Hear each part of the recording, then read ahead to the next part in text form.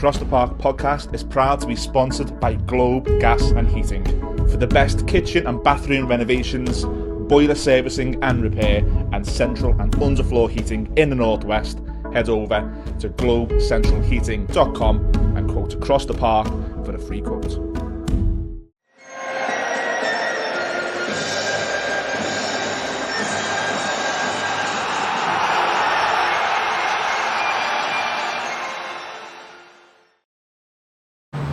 Hello, welcome to Across the Park podcast. A very special location we're here today.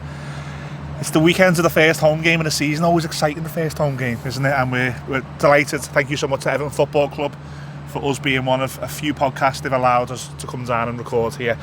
We're going to talk Leeds.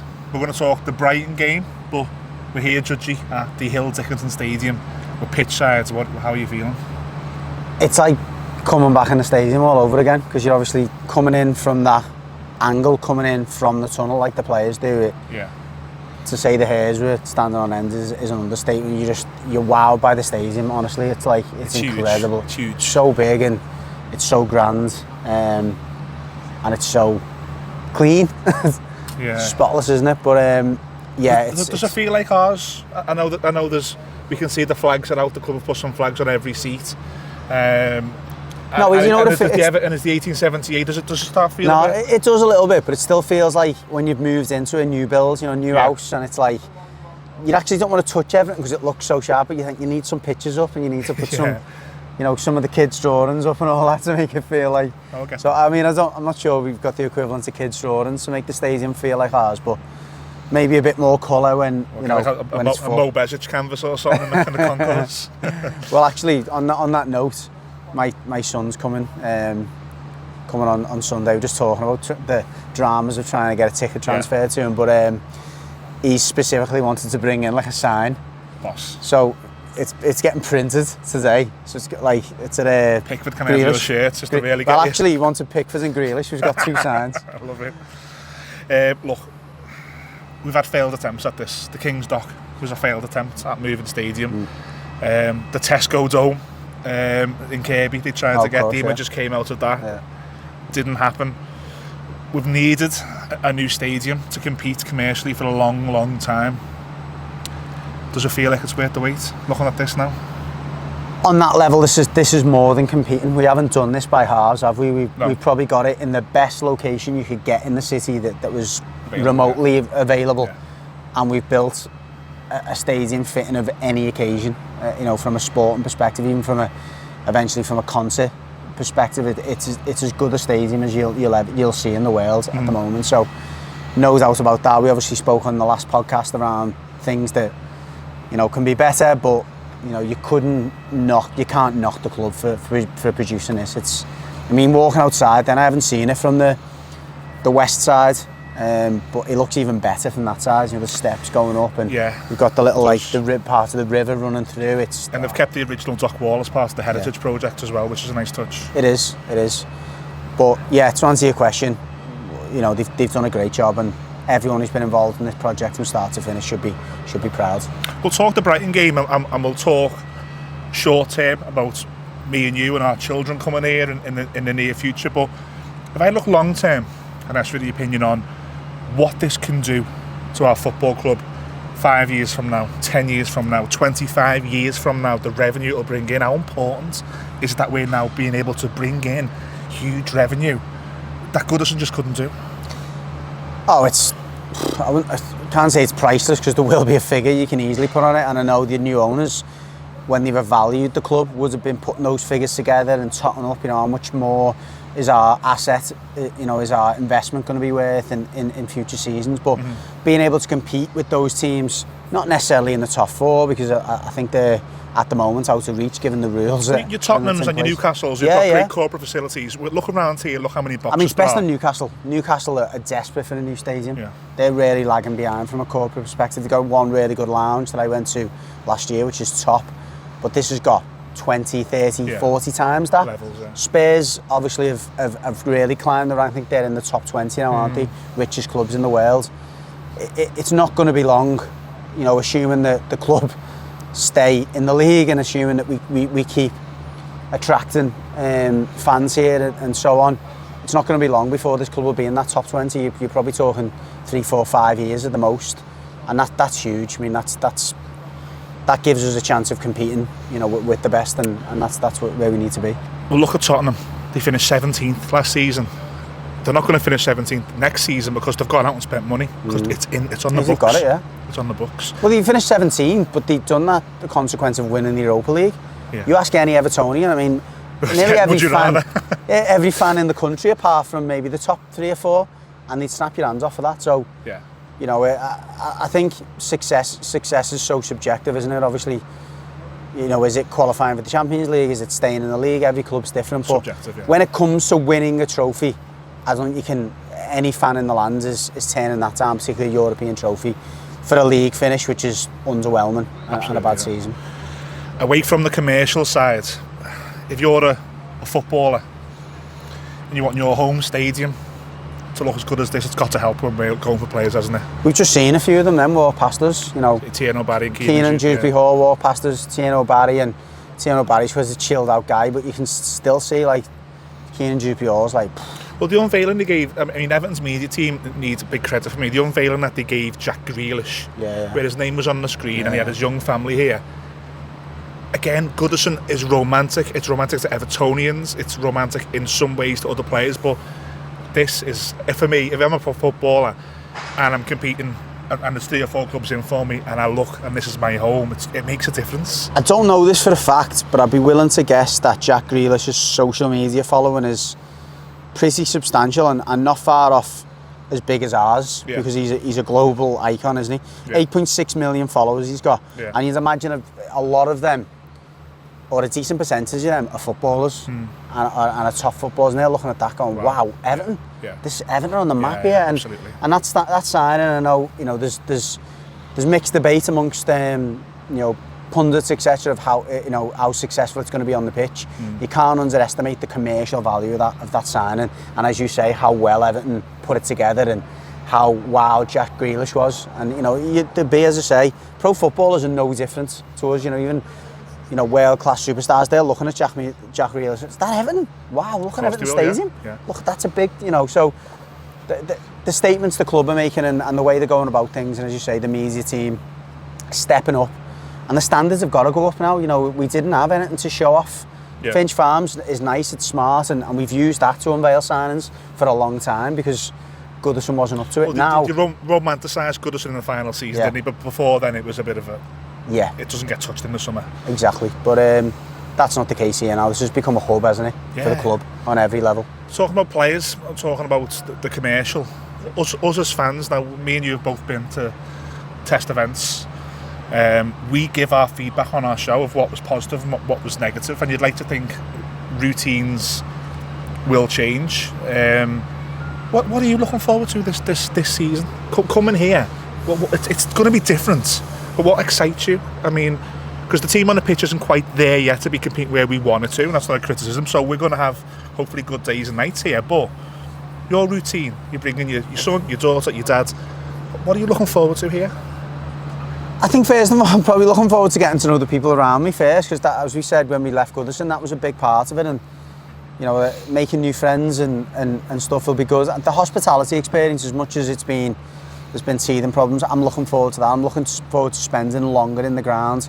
We're hoping, obviously the pricing structure is revised, but in any case, if I'm buying 3 or 4 drinks, it's costing me an extra £6 or £7 than it would be if I was at Goodison. So I'm not going to be, and that's happening every 2 weeks. You know, so I'm not going to lose too much sleep over that. I'm looking forward to spending longer in the stadium, and I'm looking forward to seeing it grow outside and all of the bars outside and things they've got planned before the game.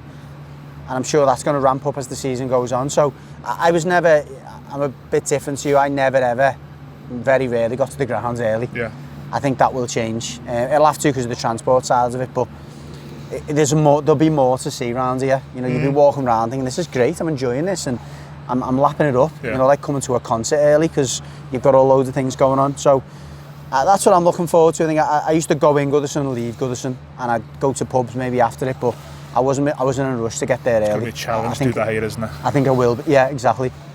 So That's it, because of the fact that I can't get there really late. Enjoy it.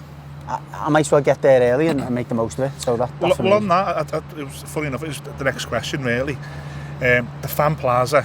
It's the biggest fan plaza in the Premier League. It can hold over 10,000. Not that it might have 10,000 for every home game, but at the last test event, I know you were away, but the Roma game, it was so. Imagine the Zabi. It was booming. Now there's bars flying up here. The Terrace Bar are over there. The Blue House are here. St Domingo's bar's being built. You've got Flyers Bar, Bar Coast. You've got all these places. I think Murphy's Distillery are doing stuff. 10th Street Social. You've got the Bramley Moor pub. I'm looking here. It's regenerating itself already. It is, yeah, it is, and obviously that's a shame for the pubs that have been left behind. But you know, it's a new dawn, isn't it? And as you say, I think the fact that the fans are going to either have to get here early or are going to have unique transport arrangements to get here early. You want that. You want it to be like, oh yeah, I'll meet you there, and you got mates in this pub, mates in that pub, and it becomes a proper day out. And we're getting to the age now where those days out, those nights out are few and far between with your mates. So I think it's a chance to maybe to make it a real social hub around here. And as we expected, I think the further into it we get, year 2, year 3, it's just going to become an extension of town, and that's when it'll become really, really exciting. And Pricey, who used to be on a podcast, he went out with his missus for the Roma game. He didn't come to the game, he had a date day instead, but he said he was nestled in Ty Barn Street and Dale Street. He said 6 o'clock, it became like County Road. He said it was boss. He said Dale Street and Ty Barn Street were just Everton. So people will find their own routines. Look, I've got a couple of stats here for you. Southampton, Man City, Arsenal, West Ham and Tottenham. All teams performed worse in their first season in a new home. The Athletic put this up today. So Spurs actually went from 53 points to 39. Wow. In a big drop. I'm asking you how important it is that you, me, the supporters in the stadium, make this home. Like, we can't be sitting on our hands and going, we wish it was County Road. We've got to wobble our heads a little bit and make sure. So is it important that we get right into this, we make it home, and that transpires to players? Absolutely. You know what's really tough about that, I think, is like what I alluded to before. You know, you get into you get comfortable, don't you, where you sit. You realise what you can and can't do, and you know which people are going to get involved and sing and stuff, and which people aren't. I think there's going to be that weird like nervousness, isn't it? It's almost like turning up at a party and you don't know anyone. And you're sitting there thinking, do I get up and dance here, or like, one person? Yeah. So I think that's going to take a while to get used to, and the stands are always going to have to find their voice as well in their areas. So I'm hoping that happens sooner rather than later, because as you say, I think the atmosphere has always been something for us as Evertonians, particularly at Goodison, has give those players an extra 10%. Likewise, it's been difficult for those players when it's not gone well. I would hazard a guess that maybe when things aren't going well, it won't feel as tense for the players, you know, because you have got that, I don't know, a little bit more of a distance, and the fans, because of the way the stadium goes, are a little bit further back as well. But I think it's really important that the fans find their voice early and try to get behind the players and make them feel, you know, that atmosphere. Because the away fans will be loving this. They'll be loving this stadium. And they're going to have a big allocation, obviously, bigger allocation than they've had before. So there's a chance. And listen, with away fans, they don't wait on ceremony. They're into it. They're singing from the first whistle. So aside from the kick-off and wherever, you know, Z cars and all that, it could get, you know, become a bit dead. We've got to make it home. We've got to. I think everyone has got an excitement to get here on Sunday. The majority of season holders went to the Roma game because it was a sellout. So the majority have been in. But it's different when Z cars hitting the sirens, and when Everton are against it, when Everton get a corner, get a throw in, we've got to make it home, and I think that's on us. Let's talk football, because this is our weekly show. Leeds on Monday was just a bad day at the office. I don't really, I'm trying to get wound up by it anymore, but I was shouting at the telly. It's like, we can't put 3 passes together here, and we just looked so unbalanced. The injury to the left back, Mikalenko, just unbalanced the team. Do you put that down to just a one-off? Because I've never seen it like that, where we've got a left back as James Garner. We were so out of it that we couldn't really lay gloves on them. The manager's made no secret of the fact that we're desperately short in terms of numbers and balance. Obviously, we had a real clear out at the start of the summer, so the job was more significant than it would usually be. And he's, we remember David Moyes from his first spell. He's particularly picky. He doesn't just sign players for the sake of signing players unless it's to the very end of the window. But we've had a little bit of bad luck there. A couple of the injuries, Mykolenko, Branthwaite, come really late.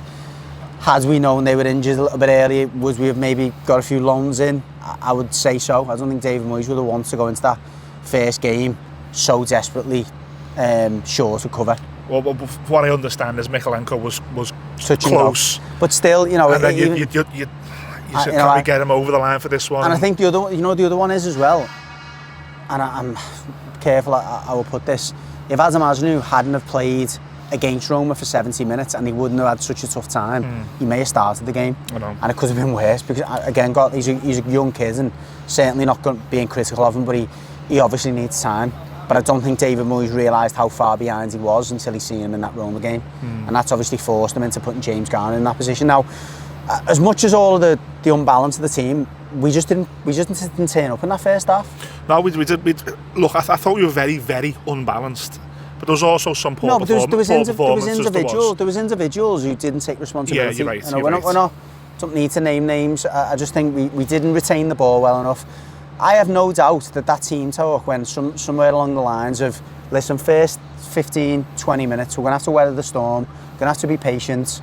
Leeds are going to come flying out the traps, and then let's go from there. We just didn't get out of bed. No. 15, 20 minutes, they'd done exactly that. But after that, we just didn't get going. We just didn't get on the ball. When we got on the ball, we were wasteful with it.